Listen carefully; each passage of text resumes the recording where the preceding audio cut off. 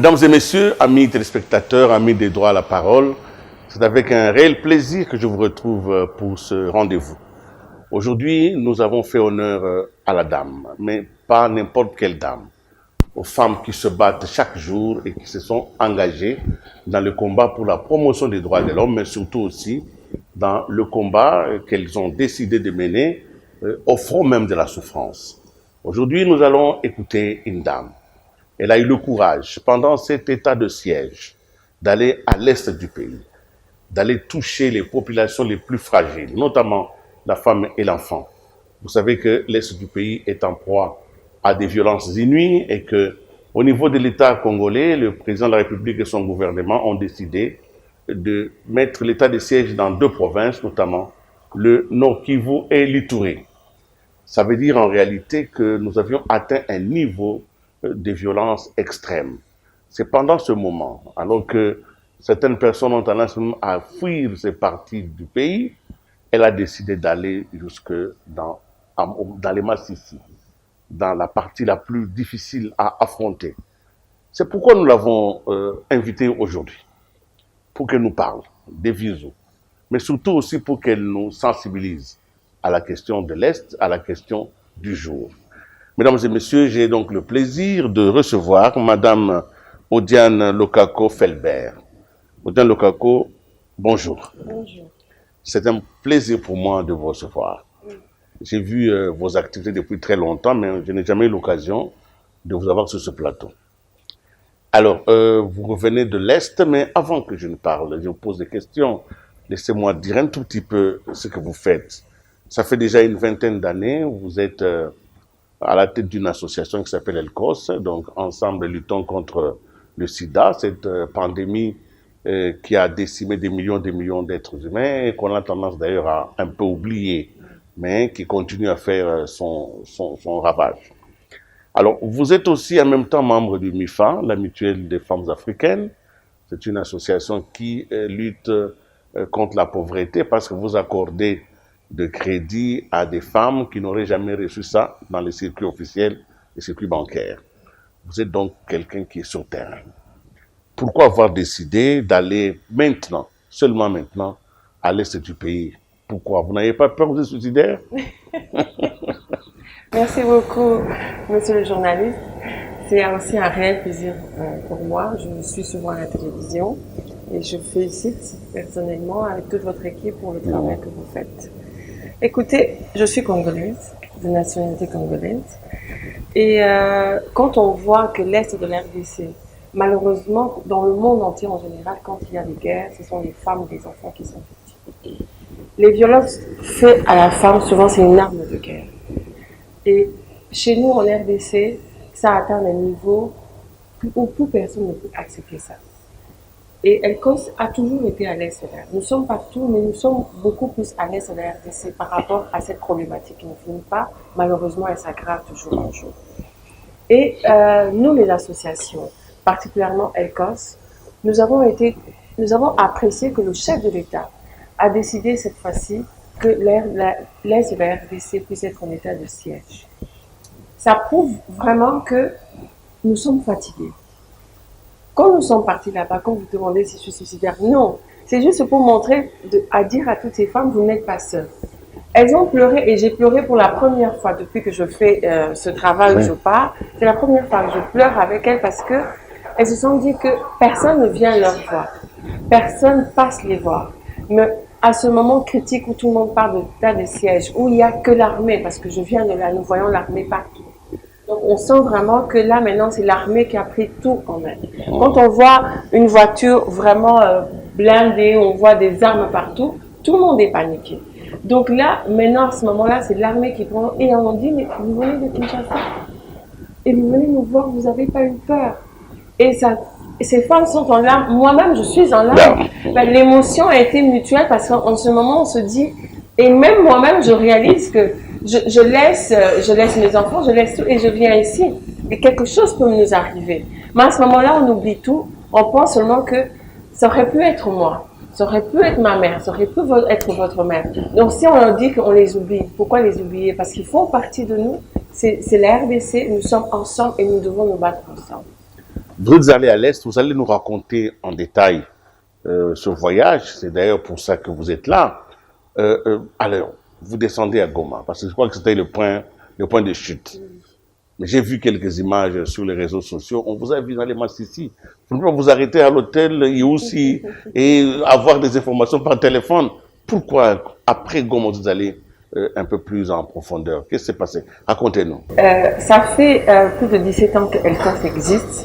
Et depuis que j'ai commencé très jeune, j'allais toujours sur terrain. Donc, qu'on me donne les informations, ça ne sera pas la même chose que si moi-même je parle. La réaction de ces mamans-là, de ces femmes-là, ne sera pas la même chose si on me donne une information. C'est mieux d'aller sur terrain, c'est mieux de travailler sur terrain. Et je pense que vous êtes un homme professionnel. Quand on travaille sur terrain, on a des informations que les autres ne vont pas vous donner. C'est comme ça que moi-même, à chaque fois, tout ce que je fais, je vais sur terrain pour vérifier. Même aller au marché, j'ai pas peur. Les femmes sont d'ailleurs très contentes de me voir. Mais il faut aller sur terrain pour vérifier si l'information est vraie. Alors, dites-nous, vous êtes allés où exactement? Écoutez, nous sommes allés au Massissi, nous sommes allés à Saké. Et d'ailleurs, les mamans étaient très paniquées. Elles ont prié pour moi, elles nous ont appelées. Elles sont revenues me voir parce qu'elles ont dit qu'elles avaient peur qu'on n'arrive pas. C'est là que ma délégation a paniqué parce qu'on les a dit qu'on était allés dans une zone rouge. Oui. Voilà. Et que personne ne savait, sauf moi. J'avais bien évidemment l'information. Je ne voulais pas que l'équipe soit paniquée en se disant on va dans une zone rouge, comment ça va se passer? D'ailleurs, il y a quelques mois, on a assassiné l'ambassadeur d'Italie. Donc, que vous ayez décidé d'aller jusque-là, c'était quand même téméraire, non? Oui. Alors, ça prouve l'amour qu'on a pour notre pays. Ça prouve qu'il ne faut pas toujours laisser les autres en disant que nous sommes allés au Congo, nous avons fait ceci. Nous-mêmes, nous devons aller voir ce qui se passe et en parler, en témoigner et nous battre pour que les choses changent. Mais alors, qu'est-ce que vous arrivez, vous voyez ces femmes et puis après, vous faites quoi exactement? En fait, Elcos, depuis que nous travaillons à l'Est et nous avons des programmes de réinsertion des femmes. Ça veut dire que souvent, nous travaillons avec plusieurs associations des mamans, toujours des mamans, qui souvent, c'est que les femmes partent dans les champs, chamba comme ils appellent, parce qu'elles aiment beaucoup, elles font l'agriculture à voilà. Et souvent, c'est là où elles sont victimes de violences, c'est là où elles sont victimes de viols, et avec les déplacés, parce qu'aujourd'hui, nous avons plus de 1,5 million de déplacés qui viennent au nord Kivu, dans la ville de Goma, qui fuient l'Ituri, qui fuient le Massissi, parce que maintenant, il y a ces violences là-bas. Donc, on viole les femmes par les groupes militaires, et puis on massacre. Donc on massacre. J'ai vu un enfant où je pense que cette histoire avait même circulé sur les réseaux sociaux, où on a massacré le père, la mère, mais la mère allaitait sa fille, son bébé en tout cas, et en se tournant, donc elle a eu des machettes dans tous les sens, elle est morte, et l'enfant a continué à téter, l'enfant a une cicatrice dans la joue parce qu'il a été aussi blessé, cicatrice dans le pied, mais quand il jetait les corps, donc l'enfant et la mère qui allaitaient toujours, et il s'est accroché à sa mère. Mais la mère était plus vivante. C'est après 2 jours que les villageois, quand ils viennent et tout, vont découvrir, ils vont entendre un bruit, ils vont dire, mais il y a quelqu'un qui est vivant. En fouillant, c'est là qu'on va découvrir l'enfant et qu'on va prendre l'enfant. Donc ça, ce sont des faits réels où on me raconte par les gens qui sont des rescapés. Quand je vois les rescapés de Béni, quand je vois des femmes, on est pris d'émotion parce qu'en tant que femme, quand on te dit que cette femme a été violée et tout ça, tu te dis, mon Dieu, ça peut m'arriver, je suis congolaise, j'aurais pu être là à ce moment-là. Donc, on est pris d'émotion et à un moment, on se dit, mais il faut en parler. Il faut en parler pour dire que cette histoire existe. Ce n'est pas un film d'Hollywood. Si même le chef de l'État le dit, ça veut dire qu'aujourd'hui, nous sommes fatigués de ça. Et nous, en tant que femmes, on est fatigués que le corps de la femme soit un endroit où on exhibe en mettant de l'atrocité. J'ai porté un bébé de 1 an et demi. De toute ma vie, je n'ai jamais vu un bébé qui ne sourit pas. J'ai joué avec elle, on m'a fait visiter, je l'ai fait j'ai emmené des jeux, mes enfants, cet enfant n'a pas souri. J'ai posé la question, je dis, mais cet enfant ne sourit pas, pourquoi? Et puis on me raconte ici, on me dit, mais cet enfant a vécu déjà des atrocités. Imaginez, à 1 an et demi, cet enfant vit des atrocités, je ne sais pas si elle s'en rappelle, mais elle n'avait pas fait un sourire. Elle a été traumatisée. Et c'est ça la réalité. Alors, le gouvernement décide de faire l'état de siège. Ça signifie l'administration militaire, ça signifie un renforcement du circuit sécuritaire. Est-ce que vous pensez que cela va résoudre la problématique en question? Est-ce que c'est en renforçant la présence militaire qu'on va empêcher des violeurs de tuer, qu'on va empêcher des bandits qui viennent en rythme asymétrique assassiner les gens dans la nuit? Vous pensez que la méthode choisie est la bonne? Je pense qu'elle est la bonne, c'est une partie, elle est la bonne, parce que nous avons besoin que les choses soient prises en main, puisque les atrocités sont faites par des groupes armés, il faut que l'armée réagisse. Mais je pense qu'il y a aussi la diplomatie qui doit travailler, parce que le problème de la RDC, surtout à l'Est, c'est tous nos minéraux.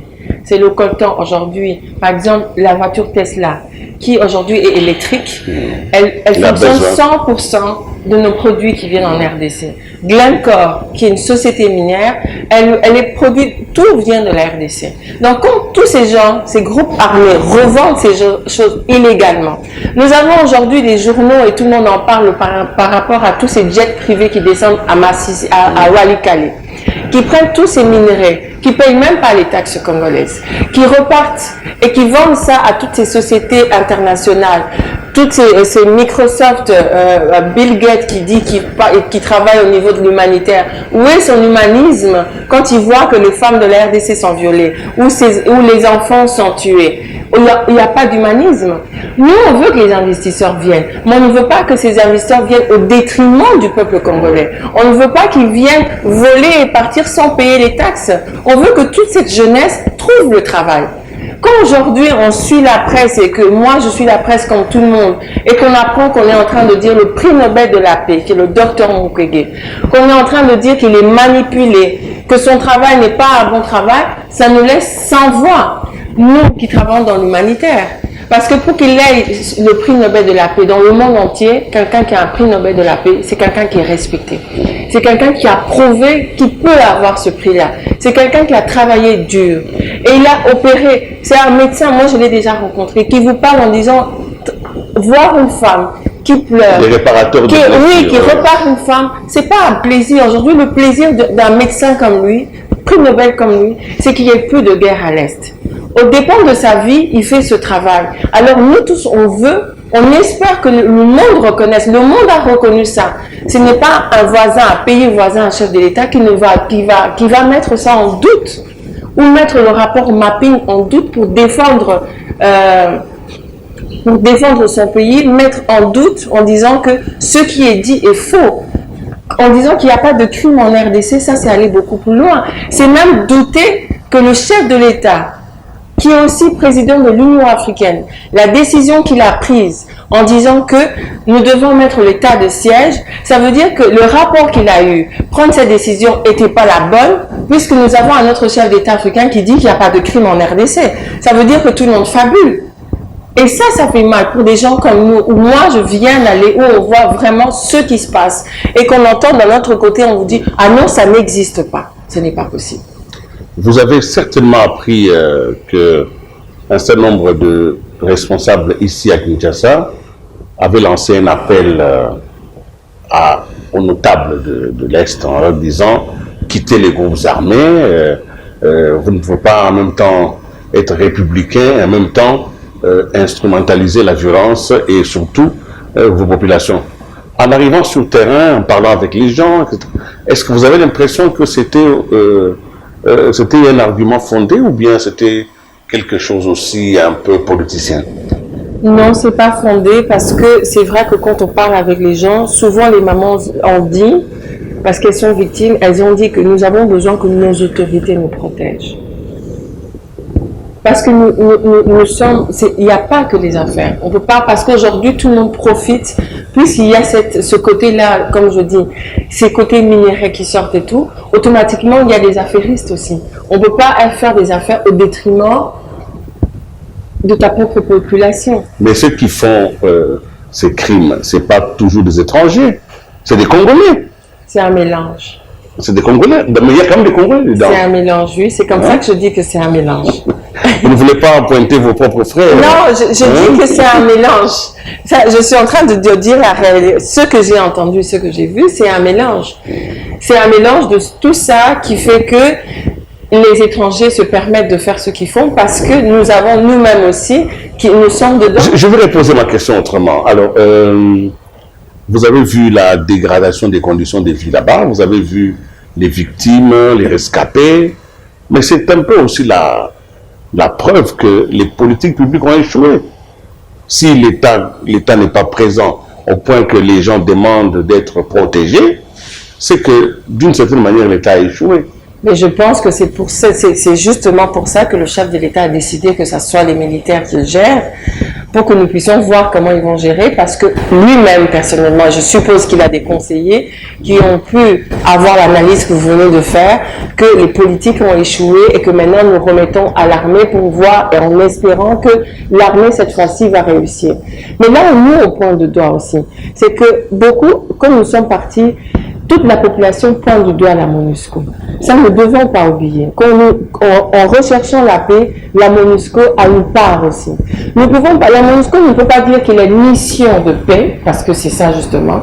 Quand il souligne, si je dis quelque chose de faux, je suppose que je suis devant un grand journaliste qui va rectifier. Mission de paix, ça veut dire qu'en plus, ils ont quitté, je pense, à l'époque du président Kabila, ils ont quitté la RDC, donc il y a une très grande majorité qui sont à l'est de la République. Ils ont un budget de 1 milliard de dollars, qui est, je pense, plus de, pas la moitié, mais le 1/4, je pense, du budget de la RDC, ce qui est énormément. Les salaires qui sont payés aux salariés de la MONUSCO dépassent le salaire des agents ou des militaires de la RDC, des militaires de FARDC en tout cas. Et en entre-temps, nous avons ces gens où on est en train de massacrer les gens à Béni. Ça fait la 7e année nous vivons ça, devant le contingent de la MONUSCO qui ne réagit pas. Alors maintenant, la question que nous on pose, est-ce qu'ils sont en mission de la paix ou une mission d'un constat, d'un massacre, et ils reviennent après pour compter les morts? C'est une question difficile. Oui, c'est une question difficile. Nous avons la réponse déjà parce qu'ils ne font rien. C'est comme vous voulez qu'ils s'en aillent? Oui. Avec tout l'appui qu'ils ont aujourd'hui, ils donnent de l'appui logistique au FARDC. Beaucoup d'opérations n'auraient pas réussi sans les renseignements de la MONUSCO. Il y a des drones. Alors la question importante, c'est sans les renseignements de la MONUSCO. Ok, d'accord. Mais quels renseignements? Parce que finalement, les gens meurent. Finalement, il y a des massacres. Si réellement ils donnaient les vraies informations, je pense qu'on aurait évité. On aurait dit qu'on a évité autant de morts. On aurait évité qu'il y ait un massacre en plein Béni de 100 personnes ou de 200. On aurait évité, mais on ne les évite pas puisqu'on le vit au quotidien. Tout le monde en RDC, nous avons vu que même la chaîne nationale a publié où il y avait des jeunes de l'Itourie qui envoyaient, où il y avait des tirs, des gens qui couraient en catastrophe. Comment ils ne l'évitent pas? Avec les drones, avec tout ce qu'ils ont. Peut-être nous devons continuer à travailler anarchiquement comme la RDC travaille, en espérant, se disant que nous allons peut-être avancer petit à petit. Aujourd'hui, nous avons confiance à notre armée, mais nous n'avons pas confiance en la MONUSCO, parce que nous avons vu ce qui se passe. Mais est-ce que l'armée de la RDC reconnaît l'appui qu'elle reçoit de la MONUSCO? Peut-être pas. Peut-être que certaines victoires de la FRDC sont dues à la contribution de la MONUSCO. Ils ne vont pas laisser vanter sur la place publique. Écoutez, monsieur le journaliste, je pense que vous et moi, nous n'allons pas parler à la place de l'armée. Tout ce que nous pouvons dire, en tout cas tout ce que nous pouvons observer, c'est que jusqu'à présent, nous allons voir comment est-ce que ça va fonctionner l'état de siège. Mais avant l'état de siège, la MONUSCO est là-bas et la MONUSCO n'a rien fait. Parce que la population elle-même, ce n'est pas Odiel Nokako qui le dit, la population elle-même dit, nous sommes là, nous venons, nous frappons chez eux et tout, on nous tue. On nous tue aujourd'hui comme nous aimons manger la chèvre. On est en train de couper les gens comme si on était à l'abattoir. Mais c'est des êtres humains. Donc ça, c'est inacceptable. Quand ils sont là, ils ont une mission, on appelle mission de paix. Ils ont un budget de 1 milliard de dollars. Quand aujourd'hui, je vois que tous les députés sénateurs sont en train de faire une collecte de fonds pour le FRDC, pour soutenir notre armée, et eux, ils ont un budget qui vient de l'ONU de 1 milliard, alors ils doivent dire exactement. Ils sont pointés du doigt aujourd'hui. Tout le monde est pointé du doigt aujourd'hui. Donc, ils nous disent... Si vous deviez dire quelque chose au préchef de l'État par rapport à la MONUSCO, vous le demanderez qu'il s'en aille? Oui. Sans hésiter? Sans hésiter. Très bien. Nous allons continuer ce voyage dans la douleur et dans la souffrance où vous avez été. Alors, je sais que à Saké, dans les Massissi, est-ce qu'il y a vous avez pu quand même rencontrer des conflits communautaires? Oui, il y a aussi. Dans quelle proportion? Quelle sorte? Vous savez, cette histoire de conflit communautaire, c'est dans toute la RDC maintenant. Je pense que quand on parle de l'Est, il y a eu. Je pense que quand il y a eu au Bas-Congo, je crois aussi, il y a eu beaucoup de massacres. C'est quelque chose. Il y a eu aussi au Kasaï récemment. Avec les Camerounais Sapou. Avec les Camerounais Sapou. C'est quelque chose où les communautés, et nous espérons vraiment que ça va, c'est quelque chose qui va finir parce que nous sommes habitués à travailler avec toutes les provinces. Nous sommes habitués, nous sommes des gens, le Congolais, quand les étrangers viennent chez nous, ils disent toujours que nous sommes très ouverts, nous travaillons avec tout le monde, nous adoptons tout le monde. Et aujourd'hui que nous-mêmes, entre nous, parce que c'est telle ethnie et l'autre est telle ethnie, parce que tel Foumou a dit quelque chose que l'autre Foumou n'a pas accepté, ou parce que l'autre chef coutumier a dit quelque chose que l'autre chef coutumier n'a pas accepté, c'est quelque chose qui est inacceptable. Tout ce que nous pouvons demander à la classe politique congolaise, c'est d'arrêter d'alimenter aussi ça, parce que ça nous détruit nous finalement. Ce que nous avons besoin, c'est de nous reconstruire. Nous n'avons pas besoin de dire la RDC est riche en minerais, mais nous sommes pauvres. Alors, à quoi ça sert? Quand nous avons aujourd'hui, par exemple, quand je reviens sur l'Est, nous avons le coltan où aujourd'hui tout au niveau électrique, c'est la RDC. Nous avons 80% de la production mondiale. Donc ça veut dire ou bien qu'il y a une grande usine s'ouvre au Rwanda dans un pays voisin, ça doit s'ouvrir chez nous. Parce que tous les employés, tous ces jeunes vont travailler chez nous. Ça veut dire que nous aurons, ça veut dire qu'au niveau du chômage, ce chômage va finir. Imaginez quand nous voyons des étudiants qui finissent B6 ou qui partent à l'université. Dites-moi, monsieur le journaliste, vous êtes Congolais comme moi. Est-ce qu'ils vont faire quoi? Est-ce qu'ils vont partir en voyage au péril de leur vie? Parce que maintenant, nous voyons des images qui nous traumatisent tous, qui prennent des bateaux pour aller en Europe, ou bien qui traversent à la nage maintenant pour aller en Europe en cherchant le bonheur là-bas. Et pourtant, le bonheur, nous l'avons ici et que nous pouvons travailler dans notre pays. Dites-moi, pourquoi vous ne faites pas de la politique? C'est vrai, l'humanitaire c'est bien, l'éco c'est bien, mais avec toute cette verve oratoire et cet engagement, cet engouement, pourquoi vous ne faites pas de la politique? Pourquoi vous n'êtes pas engagé en politique? Ça, c'est une question que tout le monde me pose. Pourquoi vous n'êtes pas... Je ne sais pas. Pourquoi vous pensez que je veux faire la politique? Non, c'est à vous de répondre à ma question. Oui, je sais, mais Alors, donc, vous êtes dans l'humanitaire, c'est vrai, mais regardez, vous abordez des questions qu'abordent généralement les députés, généralement les membres du gouvernement. C'est vrai que vous êtes instruite, vous avez une culture, mais pourquoi vous n'êtes pas intéressé par la politique? Vous savez, si aujourd'hui nous sommes obligés de parler de la politique, parce qu'on dit toujours que s'il y a une mauvaise décision sont prises, ça veut dire que c'est la base qui est touchée.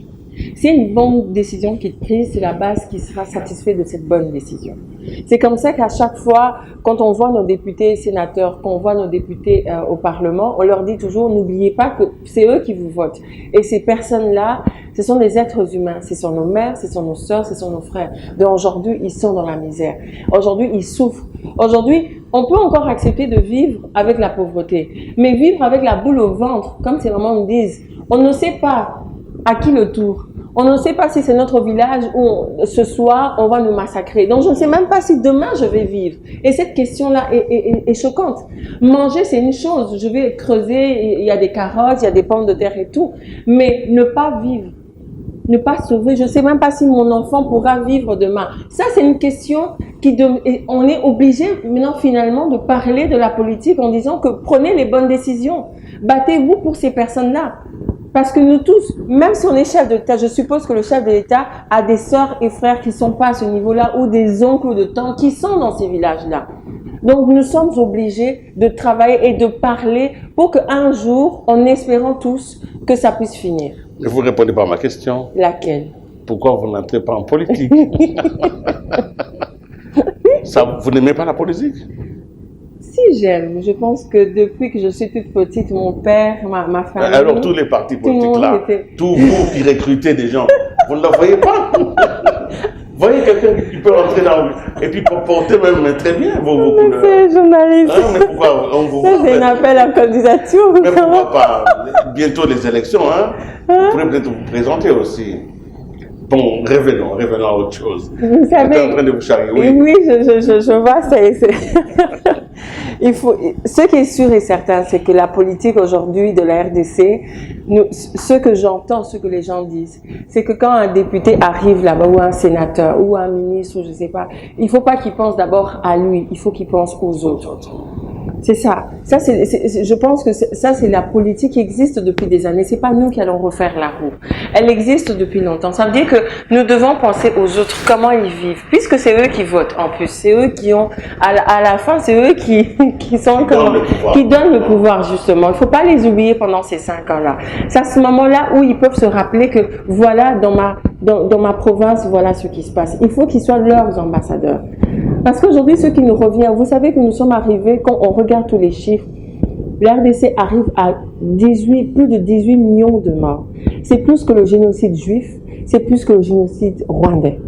Donc aujourd'hui, parce que l'ONU ne reconnaît pas un génocide en disant qu'il faut qu'une ethnie tue une autre ethnie. Mais nous allons dire que c'est le peuple congolais qui meurt, qui est décimé. Pour nous, nous sommes en train de vivre un génocide à ciel ouvert et le monde entier est spectateur et personne n'en parle. Et on trouve ça normal. C'est pas normal. Alors, nous revenons un peu un tout petit peu aux questions un peu moins fortes. Vous êtes activiste de droits de l'homme, je dis animatrice de la société civile, et ce qui est d'ailleurs un travail aussi immense plus que la politique, même si je vous charriais tout à l'heure. Alors, vous battez luttons contre la pandémie, contre le sida. Aujourd'hui, quand je vois le développement des nouvelles technologies, quand vous avez commencé Elcos au début, il n'y avait pas WhatsApp, il n'y avait pas Facebook, les réseaux sociaux n'existaient pas comme aujourd'hui. Mais nous avons compris quand même que les réseaux sociaux ont un impact immense sur la dépravation des mœurs. Et donc, sur la surexposition des enfants, des garçons et des filles, à des risques sanitaires. Comment vous intégrez cette nouvelle dimension dans votre combat au quotidien pour sensibiliser les jeunes? Ça, c'est un combat qui est vraiment très difficile parce que dès le départ, à chaque fois que nous, on essaie de dire quelque chose, le problème, c'est que c'est une nouvelle technologie, comme vous dites. Tout le monde veut tenter. Tout le monde veut dire que j'ai fait ça. Donc, c'est difficile de dire à quelqu'un ne le fais pas. C'est comme, par exemple, ça m'est arrivé de dire à quelqu'un, pourquoi tu veux aller en Europe? Quel est ton rêve? Oh, je veux aller en Europe. Nabwa Kangunda. Ou pas Kangunda, pourquoi? Quand tu lui expliques, la personne te répond gentiment, ah, Poyo Kenat. Donc, ça veut dire que tant que la personne n'a pas touché du doigt, il ne peut pas comprendre. C'est comme à un moment, il y a des dictons qui disent chez nous, des fois il faut laisser l'enfant se brûler. Dès qu'il va sentir qu'il a mal, il va sentir qu'il ne peut pas y aller. Mais c'est la mort. Justement, ici c'est la mort. Donc tout ce qu'on peut dire, on peut parler, mais je peux vous dire que c'est pas du tout efficace parce que tout le monde. La seule chose que maintenant j'arrive à faire comprendre les gens, c'est que je dis, moi-même je ne suis pas une accro aux réseaux sociaux. Donc parce que souvent on me suit, mais je ne suis pas une accro. Et maintenant, tout le monde, quand tu voyages, tu publies, quand tu manges, tu publies, quand je sais pas tout, tu publies. Alors, je leur pose la question. Alors, je dis, est-ce que quand il pleure, est-ce qu'il publie? Est-ce que quand il est dans sa salle de bain, est-ce qu'elle te publie ça? Est-ce que quand il est dans sa maison en train de se chamailler avec sa mère, sa soeur, son mari, je sais pas dans quelles conditions, est-ce qu'elle publie ça? Ah, t'es à Tchakate, hein? Ah, ça veut dire que cette personne n'est pas tout le temps heureuse. Parce que ça arrive à tout le monde, à un moment, de ne pas être heureuse. D'avoir des problèmes et de trouver les solutions. C'est pas à chaque fois de prendre une photo en souriant que cette personne-là te vend un rêve. Et toi, tu te dis que ce rêve est réalité. C'est la seule façon que j'arrive gentiment à changer un tout petit peu, mais c'est un travail vraiment qui est immense. Alors, vous travaillez depuis longtemps, mais vous devez être soutenu. Vous avez des partenaires qui soutiennent Elcos? Oui, nous avons des partenaires, nous avons quelques ambassades de la place, nous avons les Nations Unies, bien évidemment, qui nous soutiennent. Et puis nous avons moi je les appelle des anges, qui n'aiment pas qu'on leur cite, mais qui sont toujours là. Parce que comme Elcos, nous avons un grand lobbying international. C'est arrivé il y a quelques années que j'ai eu l'occasion de rencontrer plusieurs chefs d'État. Et puis nous avons gardé des très bons contacts. Donc nous travaillons beaucoup avec leur société civile, les ONG des femmes. Et donc à chaque fois que nous avons des programmes bien détaillés, comme par exemple la descente que nous avons fait, nous envoyons bien évidemment. Et nous avons fait un budget. Et souvent ils peuvent nous dire où ils font plus, où ils font moins par rapport à l'enveloppe qu'ils ont. Donc, vous avez des soutiens. Nous avons des soutiens. Mais alors, évidemment, on peut... Mais nous en cherchons toujours. Ça veut dire que moi, je veux lancer aussi un appel à tous les donateurs. Voilà, vous voyez. S'ils peuvent soutenir Helcos. Il faut soutenir Helcos, voilà. parce que... Pas seulement la politique. Non, le travail qui est fait est un travail important. D'ailleurs, ce qui est assez étonnant, peut-être que beaucoup de gens se sont trompés comme moi, parce que quand on vous voit, Madame Odiane Lokako, on pense que bon, c'est une femme de la haute, et on ne la voit que dans les réceptions, les ambassades, jamais peut-être sur le terrain. Cette émission est la preuve que vous pouvez aussi faire les deux. Alors maintenant, du côté quand vous parlez de ces questions aux hommes gradés dans le pays, j'ai eu l'occasion quand même de vous voir dans une grande réception à l'Union européenne. Vous êtes à l'aise là-bas.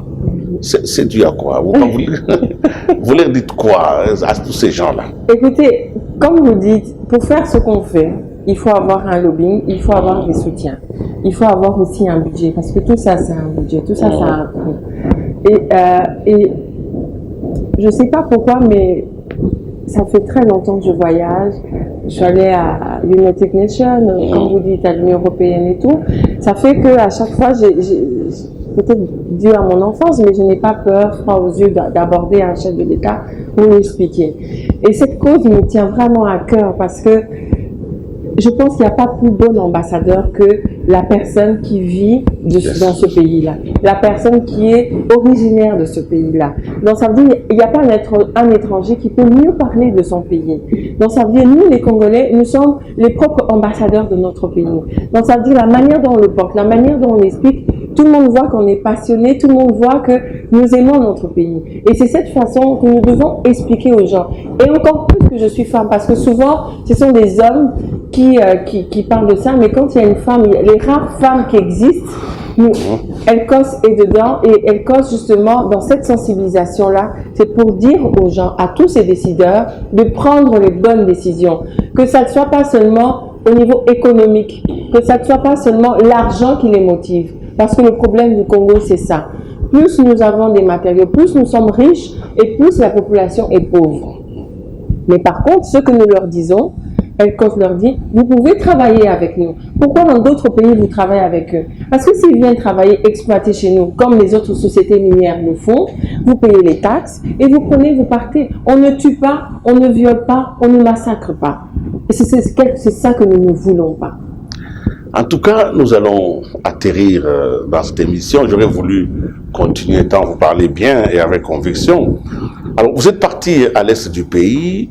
Pendant que vous étiez à l'est du pays, ici à Kinshasa, une polémique était née sur le bien fondé de la décision. Est-ce que le chef ne s'est pas trompé? Pourquoi il a pris état de siège? Vous étiez là. Vous venez de revenir de l'est du pays. Alors, les gens qui vous suivent aujourd'hui voudraient savoir quelles sont les raisons qu'ils peuvent avoir pour pouvoir soutenir cette décision de l'état de siège et comment le pays peut participer à sa réussite. Vous savez, ça c'est une question qui est vraiment très politique et comme vous le dites vous-même, moi je suis au niveau humanitaire, mais c'est vrai qu'on a un pied dans la politique aussi parce que nous en parlons. Pour moi, je pense que nous devons observer. Parce que c'est la première fois qu'il y a, depuis plus de 20 ans, et depuis plus de 7 ans où il y a des massacres à Bénin, c'est la première fois qu'il y a état de siège. C'est la première fois où il y a des militaires, des généraux qui vont gérer la ville, la province. Donc je pense que nous devons laisser un bénéfice de doute à nos forces armées congolaises. Parce que nous pensons et nous estimons qu'ils sont Congolais comme nous et qui voient la douleur de toutes ces femmes, qui voient la douleur de toutes ces familles, qui voient la douleur du pays tout entier aujourd'hui, parce que c'est le pays tout entier qui en parle. Nous avons un bras de notre corps qui est paralysé, parce que l'Est, ça ne va pas. Donc, laissons voir comment est-ce que nos forces armées vont gérer, vont travailler et vont avancer. Nous devons le faire parce que vous venez de le dire, pendant plus de 20 ans, ce sont les civils qui ont géré. Et la guerre ne finit toujours pas, l'insécurité ne finit toujours pas. Et l'insécurité est même dans la ville de Goma. Donc ce n'est pas que Massissi et tout ça, c'est même dans la ville.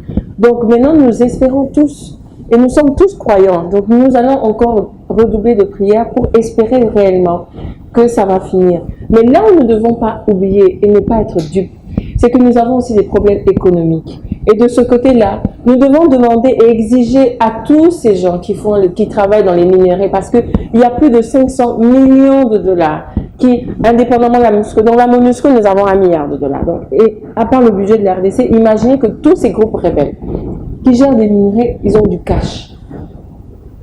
Et quand ils ont du cash, ils font ce qu'ils veulent. Ils achètent des armes. Ils achètent des armes. Donc, ils ont un pouvoir de vie et de mort sur nos populations. Ils ont des décisions importantes qu'ils prennent et qui nous déstabilisent. Donc, c'est un réel problème de l'économie. Donc, nous devons nous-mêmes nous devons nous occuper de tous ces minerais-là pour que la paix revienne. Donc, ça veut dire que tous ces gens qui achètent illégalement, ça veut dire que quand nous avons Tesla, qu'aujourd'hui en Europe, les voitures électriques, on dit tout c'est la solution par rapport au réchauffement climatique. Ma question à moi quand je pose, leur parti vert aujourd'hui, parce que tous les verts, parce que tout le monde parle du climat. Ok, le climat c'est bon, mais est-ce que vous avez suivi la chaîne? La chaîne revient jusqu'en RDC où nous avons des enfants qui travaillent dans les mines. Qui accepte que son enfant travaille dans ces conditions-là? Qui accepte qu'une femme soit violée? Qui accepte qu'un homme et sa famille soient massacrés? Au nom de qui eux peuvent se permettre de dire que nous avons besoin des voitures électriques, nous avons besoin que tout, puisque nous devons protéger la planète, mais en RDC, dans un pays où c'est l'Afrique, vous avez le droit de ôter les vies de gens. Ça, c'est pas acceptable. Et c'est à nous d'en parler, parce que c'est nous souffrons dans notre chair, et pas eux. Merci. Vous en avez parlé aujourd'hui et nous avons été nombreux à vous suivre ce soir. Nous espérons que votre message va être entendu, mais surtout qu'il va porter les fruits de la conscience et que celle-ci va déterminer le Congolais. Merci donc, Madame Diane Lokako-Felbert, d'avoir été à droit à la parole. J'espère vous retrouver très vite dans un autre moment. Peut-être que, pourquoi pas, vous deviendrez une régulière de cette émission. Merci beaucoup. Voilà, c'est donc la fin de Droit à la parole. Cette émission nous a été honorée par la présence d'une dame, je l'ai dit au début, une dame consciente dont le courage personnel est à la mesure de son amour pour son pays. Aimons notre pays et soyons prêts à nous sacrifier quand même pour que celui-ci aille de l'avant. Au revoir et à la prochaine.